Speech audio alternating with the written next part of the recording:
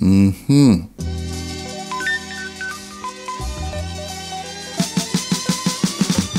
people, we here with another one. Another fry bake recipe. Now this one is not a comparison, it's not a kitchen test.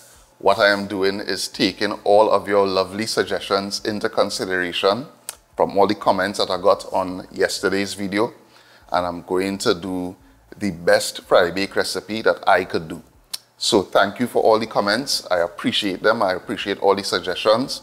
Taking them into consideration, and I'm going to do a nice fry bake recipe. One of the things to mention off the bat is the suggestion of the ratio of baking powder to flour. I was told by Reshmi that the ideal, Reshmi from Taste of Trini, so yeah, go and check out our channel and subscribe if you're not subscribed.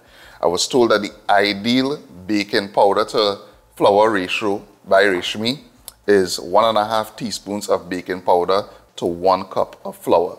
So here I have 4.5 teaspoons of baking powder, so I'll be using that.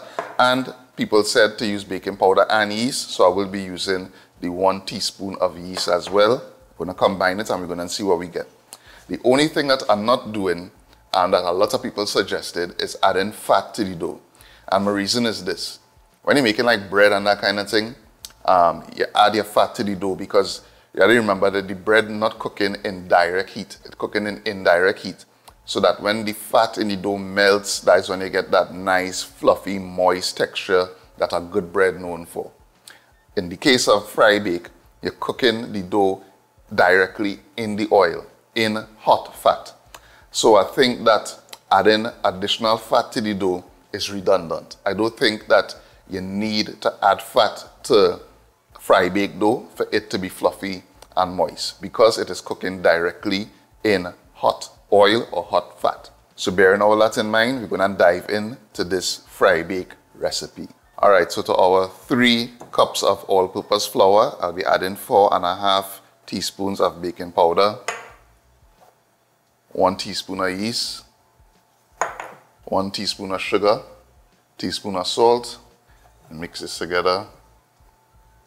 Now I add in 1 cup of warm water, and we're going to bring this together until it forms a smooth dough. And remember, we don't need to do any set of kneading with this. It's basically just to bring it together until it's smooth, because we don't need any gluten development when we're making bake. Well, fry bake, that is. Alright, so gonna need this for less than a minute. It's just for it to come together in a nice smooth ball. And I think, you know, we're good here. And what I'm gonna do is place it back in the bowl. I'm gonna cover this and I'm gonna let it rest. Unlike the last video where I only let it rest for 5 minutes, I'm gonna actually let this rest for longer than that. People suggested that I leave it to rest for at least 15 minutes. So I'm gonna let this rest for 20 minutes, just to give it enough time for the gluten to relax and, you know, do its thing. And then we're gonna portion it into balls and get to frying. Alright, so our dough has been resting for 20 minutes. So just gonna portion it out. So just gonna form them into smooth balls. And unlike the other video, we're not going to fry one time. I'm going to form them into balls and then let them rest for another 10 minutes. So to get tight is just to kind of push it onto itself like this. And then pinch.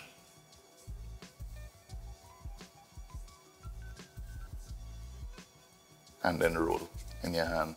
Smooth it out. Push it onto itself.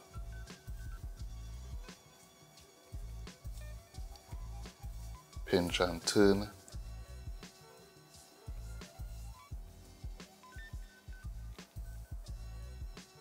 And then roll it in the palm of your hand like that. And that's it. Alright, so we have our dough here. All we're going to do is just cover it with a damp paper towel. And just allow it to rest for about 5 to 10 minutes before we start to fry.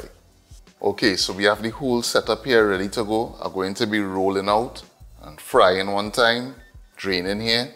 So let's get things in a gear. Just gonna sprinkle some flour onto my surface. Gonna roll about 4 inches.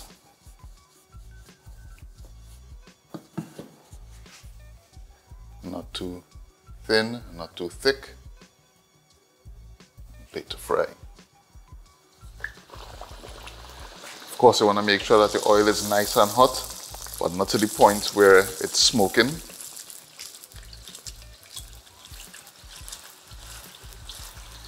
And this is not taking long to fry at all.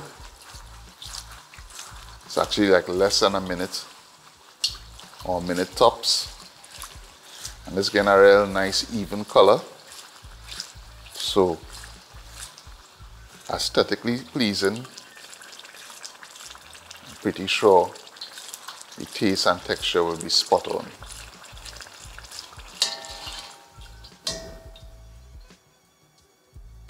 Looking real good here. Nice one. Great results so far. Just gonna put this to drain here. And let's move right along with the frying.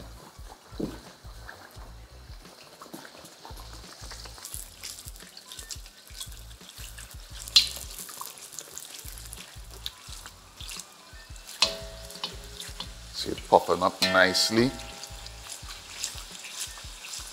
Definitely getting great results here. And we're getting a nice even color on the bake as well.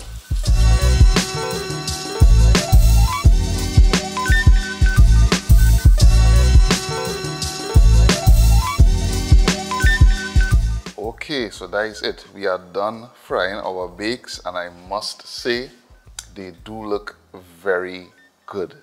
Very pleasing to the eye. Real nice consistency on the outside in terms of the color. It puff up nice puffing going on. Feeling light. And going in one time to check out the interior. Nice. We have a little pocket going on that we get from the yeast. We have a little density that we get from the baking powder. Pillowy still, so there's a nice balance between the pillowy but with a little body to it from the baking powder, a little density. Soft. Tastes good.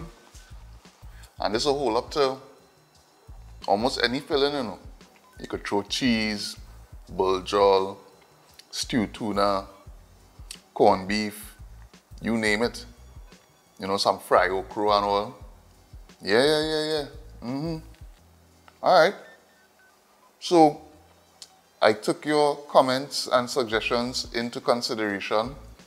You know, redid the fry bake recipe. And we have some pretty good results, if I do say so myself. Nice even color, nice puff, nice little rise, good texture. It's a nice balance between the kind of breadiness that you would get from the baking powder and the fluffiness you get from the yeast. So all in all, this is a good recipe. This is a good recipe. And I have you all to thank for it because I used your suggestions and we got great results. So thank you for all the comments and the suggestions on how to tweak the recipe to make it better. It really did work. We really have a real nice fry bake going on here. I'm gonna, I don't know, see what I have in the cupboard there to whip up that I could put with this. And yeah, as usual, thanks for watching. I will post a link to this recipe. I'll do a write-up and post it on the website. So look out for a link to it in the video description. And again, if you're not subscribed to the channel, please subscribe. Thanks for watching, and I'll see you in the next one.